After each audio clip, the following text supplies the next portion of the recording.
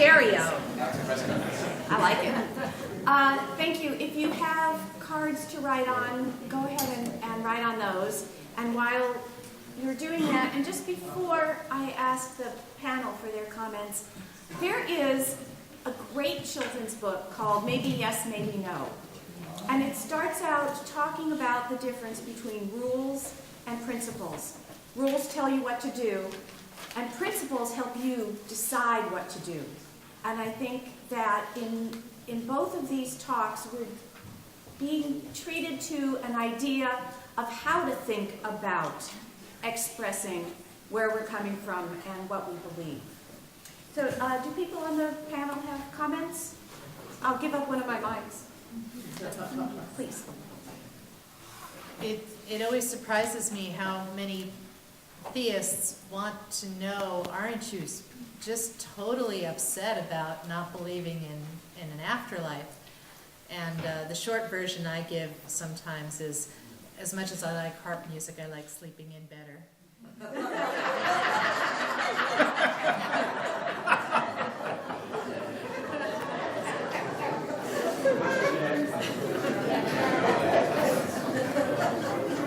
Oh, I'm sorry. It wasn't on, was it? Oh, I don't know. There's a Everybody heard you. Oh, okay. Sorry. Do we have questions?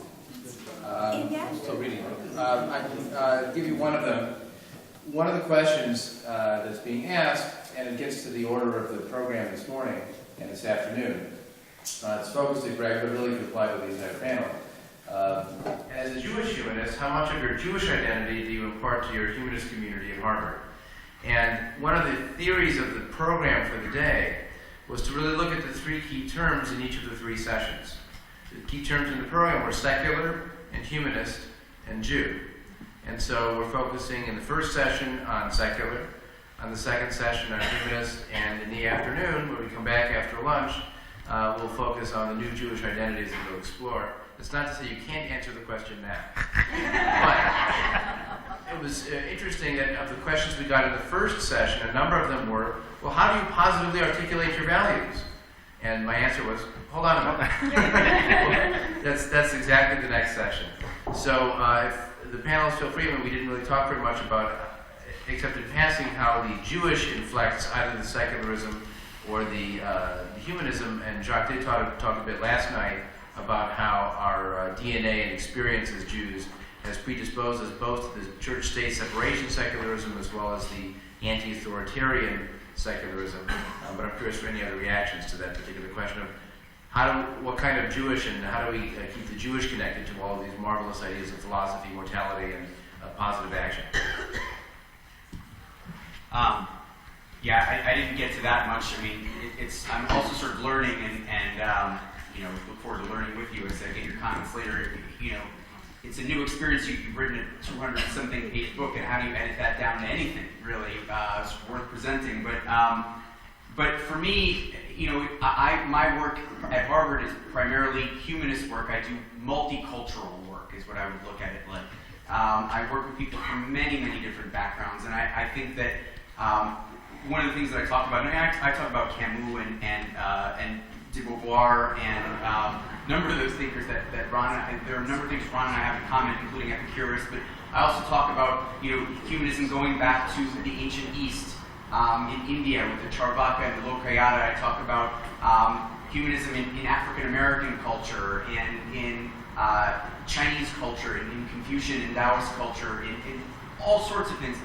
I talk about the fact that I wouldn't be able to be a humanist if it wasn't for humanistic Judaism, because I wasn't looking for humanism. I didn't know that there was such a thing.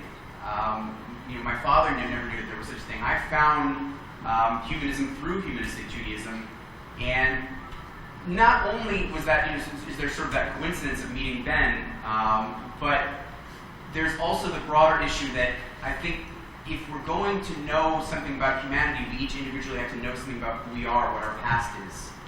And that's what I would suggest, is that to be fully human, you really have to understand and appreciate what you are, where you're coming from.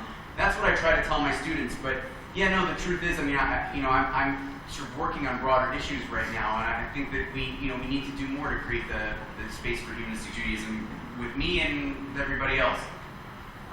So anyway, it's another impartial answer. I mean, partial answer, not partial answer that's not impartial. I think that's probably the theme of almost everything we do is all answers are partial answers. Mm-hmm. Did you want to say something provocative? No. You have one? Oh, Sivan has one.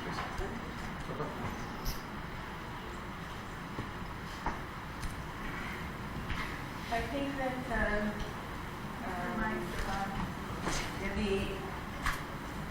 the intriguing and very moving talk that you just gave. Sivan, talk right into the mic. Okay. It was very inspiring. And one of the things that we as rabbis have to deal with all the time is death. And so it's not something that even if we wanted to, we can't avoid. That's part of the responsibility we took upon ourselves when we became rabbi, and now we have to be accounted for. And one of the things that I chose to do in ceremonies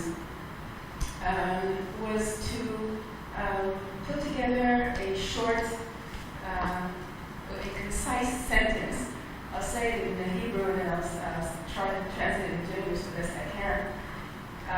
That encompasses what I feel we should be doing and the way that I think that we enable a person who will die to stay with us with dignity.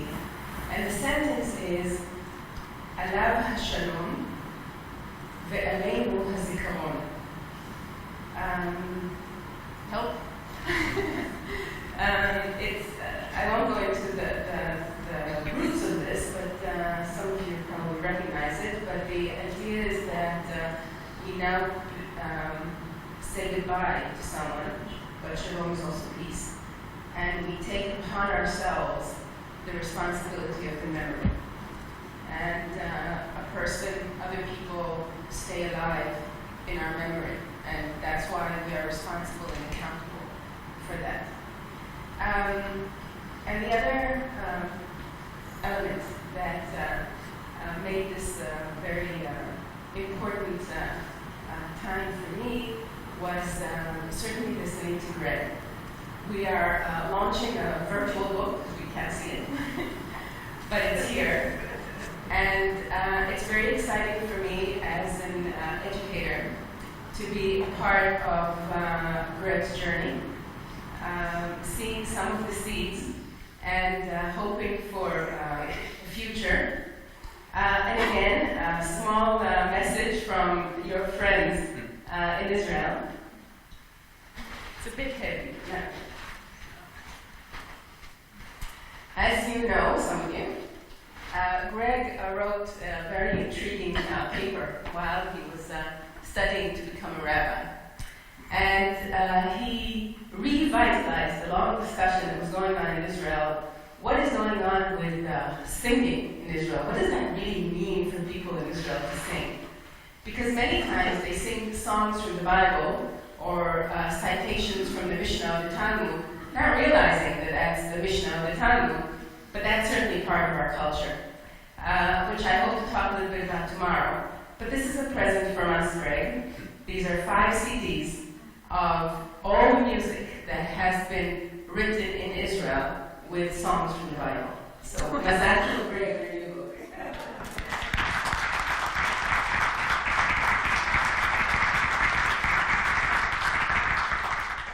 Adam, I think we have time. It's on sale. I hope we have time for another question. Well, we do. Unless you want to do your ending question Yeah, well, with no I was answer. thinking that was going to be it, because one of the most dangerous positions as a clergy person is to stand between people and food. And at the end of every Shabbat service is exactly what I do, because the oneg is waiting and the chocolate cookies are beckoning, and I'm going on and on and on. So the goal is to not do that. I have a one-liner and then something to think about. The one-liner is something that a member of my congregation told me she had heard after her mother died, and that was, for many Europeans, death is seen to be inevitable, while for Americans it seems that death is optional. Just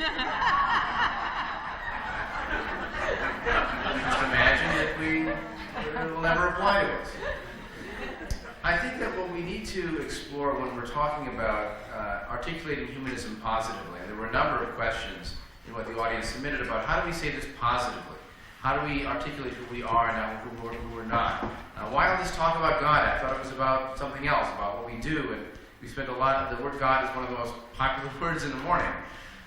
Why can't we get past that and move on to something else? And it's also a question that comes out when Ron was talking about the question of connection to others and our interdependence.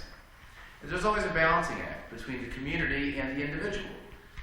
It would be odd to have a community of humanists that were purely into groupthink, because after all, we are independent thinkers. The word free thinker has a meaning to it that many people are connected with. As much as we are dependent on the communities around us, we also have our own individual skills, desires, needs. That whole idea of what's the purpose of my life? I wasn't asking what's the purpose of your life. I want to know the purpose of our life. I want to know the purpose of my life. So there's always that individual need, emotional connection, and desire for a sense, as Greg articulated, of purpose and meaning, even if we find it in other ways than looking beyond our world to find that purpose. I mean, there's an irony to Rick Warren's book.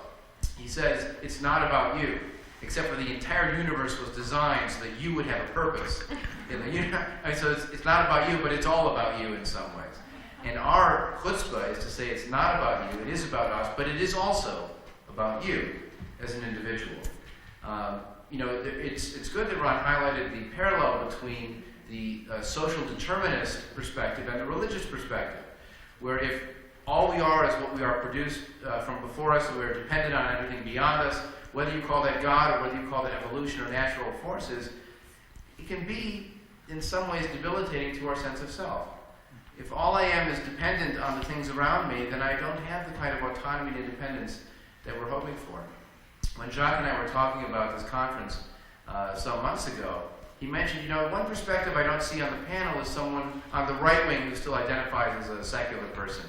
And I've heard about this guy who's very intriguing and somewhat provocative out there. I did some research on the person, and I called Jacques back and I said, he sounds very interesting and very provocative and a little insulting, so why don't you try him out by inviting him to your conference? And then if he works well, we'll see how it goes. But that's a perspective that we have to think about. That is the individual perspective, not taken to extremes, not to the person who cuts himself off from their community, their family history, their culture, a sense of needing other people, but also that individual desire of me and my ideas. After all, to just say, my light is in me and in me, that doesn't get anywhere. We say, my light is in me and in you, but it's still in me too. And that's the balancing act we'll hopefully explore this afternoon when we turn back to the topic of what these new Jewish identities promise, how individualism has affected them, and most importantly, whether they speak to any of us. So again, I want to thank the panel. Judith, do you have any last thoughts? I do have a last thought. Fantastic. Because Adam is going to let you go eat. But I'm going to take that rabbinic prerogative. I'm going to do rules instead of principles. And that is, sit down at a table with somebody you haven't met yet. Now it's your turn to listen.